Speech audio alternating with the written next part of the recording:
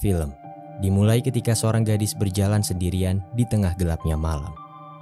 Seorang pengendara mobil tiba-tiba mendekati gadis itu dan menawarkan tumpangan kepadanya. Gadis itu menolak dengan angkuh, berkata bahwa dia tidak masuk ke mobil sembarang orang. Pria dengan gelagat mencurigakan itu kemudian berusaha memancing gadis tersebut dengan suara permintaan tolong.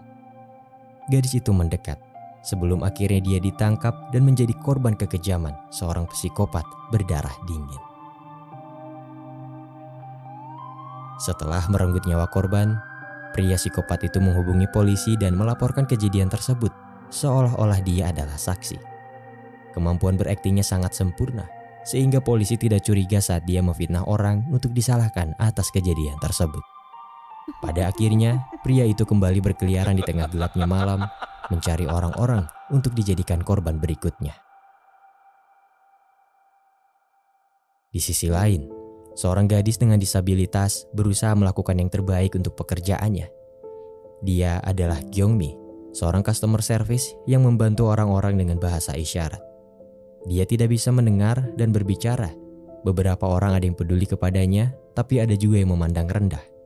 Walau begitu, Gyeongmi tidak berkecil hati dan tetap percaya diri dengan segala bentuk kekurangannya. Sementara itu, seorang gadis remaja bernama Sojong berusaha mendapatkan izin dari kakaknya untuk pulang malam saat dia kencan.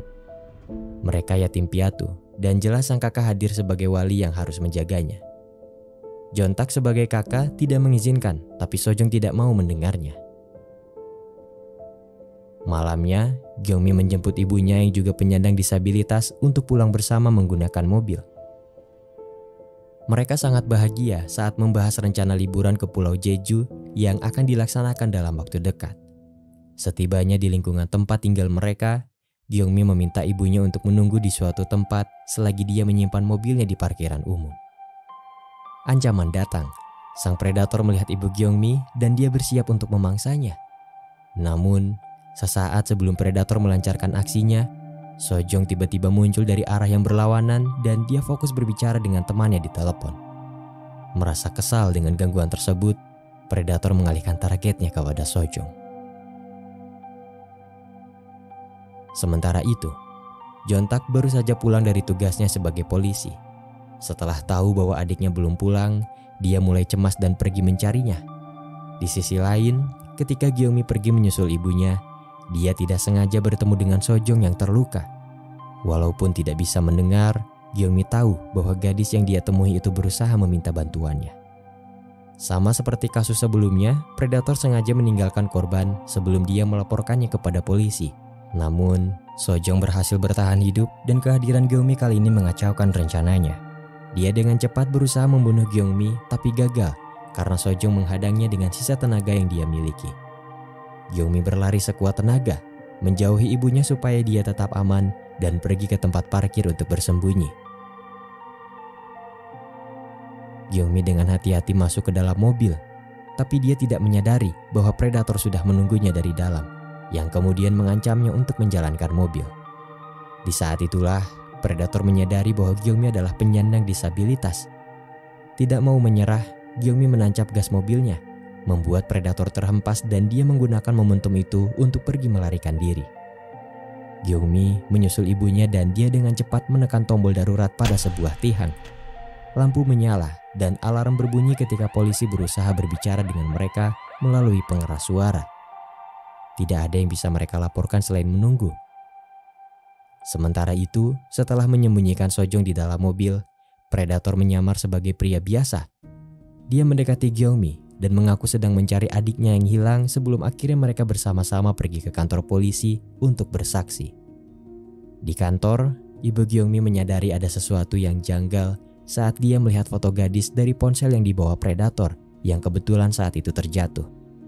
Tidak lama dari itu, Jontak datang melaporkan kehilangan adiknya dan dia menunjukkan fotonya kepada orang-orang. Di saat itulah ibu Gyeongmi menyadari bahwa predator adalah pelakunya, tapi dia diancam untuk tetap bungkam. Sementara itu, Gyeongmi berusaha menjelaskan bahwa dia sempat bertemu dengan adik Jontak yang terluka. Saat itu, tidak ada satupun polisi di kantor karena mereka sibuk mengurus seorang pria yang mengamuk. Predator menggunakan kesempatan tersebut untuk menyerang Jontak. merasa bahwa dia tidak punya pilihan lain. Dia mengakui perbuatannya kepada Jontak dengan percaya diri, tapi ternyata kekuatannya tidak sebanding dan akhirnya dia terpojok. Saat polisi kembali, Predator berakting seolah-olah dia adalah korban. Polisi baru menyadari bahwa Predator adalah pelaku setelah mereka melepaskannya begitu saja. Mereka baru mendapat laporan dari divisi lain dan itu membuat Jontak marah karena mereka mengabaikan perkataannya. Pada akhirnya, Gyeongmi dan ibunya pulang, tapi ancaman tidak berhenti sampai di situ. Ibu Gyeongmi terpaksa harus pergi bersama temannya untuk mengurus beberapa keperluan mendadak. Predator sempat melihat alamat Gyeongmi yang tercatat di berkas laporan polisi. Karena itulah dia datang ke rumahnya untuk melanjutkan perburuan. Gyeongmi dengan segala kekurangannya berusaha untuk terus berjuang melewati malam yang mengerikan itu. Dia mengunci dirinya di kamar, mengirim pesan bantuan kepada Jontak sebelum akhirnya dia pergi melarikan diri lewat jendela.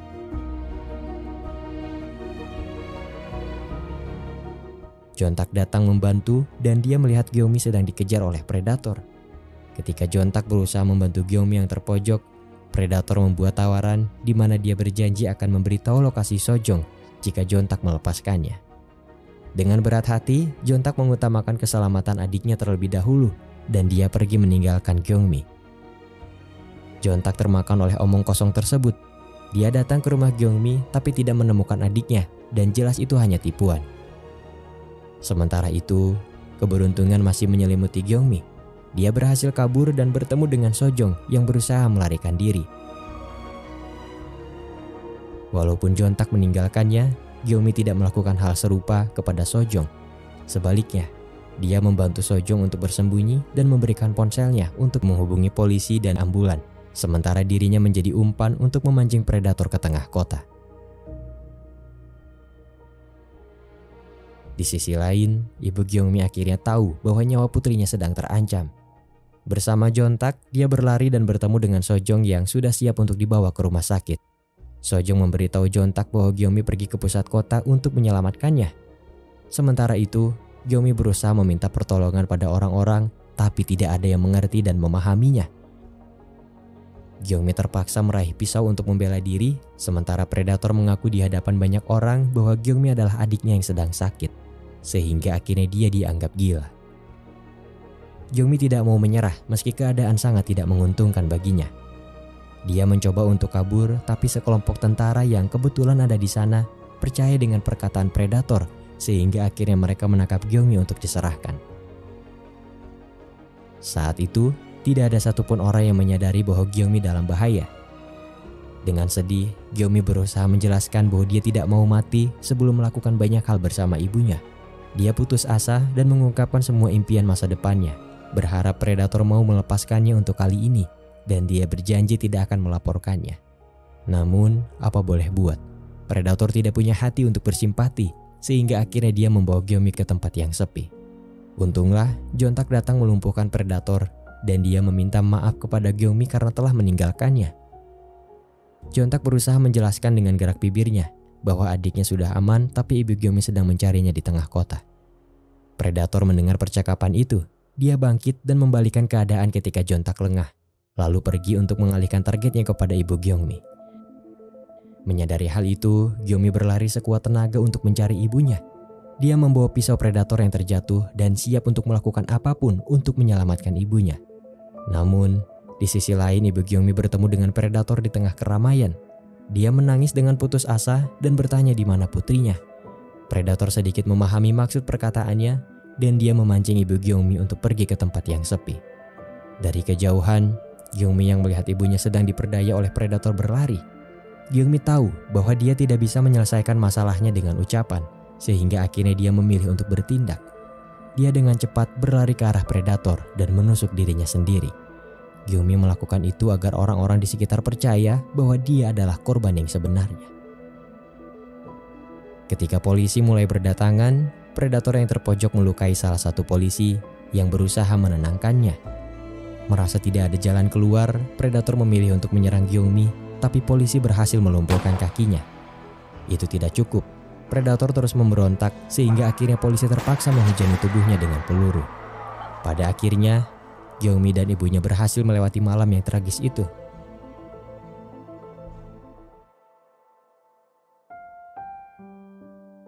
Gyungmi segera dilarikan ke rumah sakit dan dia selamat. Harapannya untuk menghabiskan waktu bersama sang ibu akhirnya terlaksanakan. Mereka juga berteman baik dengan Jontak dan adiknya yang nampaknya sudah mempelajari bahasa isyarat. Film ini berakhir ketika mereka foto bersama di tepi pantai, mengabadikan momen kebersamaan yang nampak begitu sederhana tapi sangat berarti.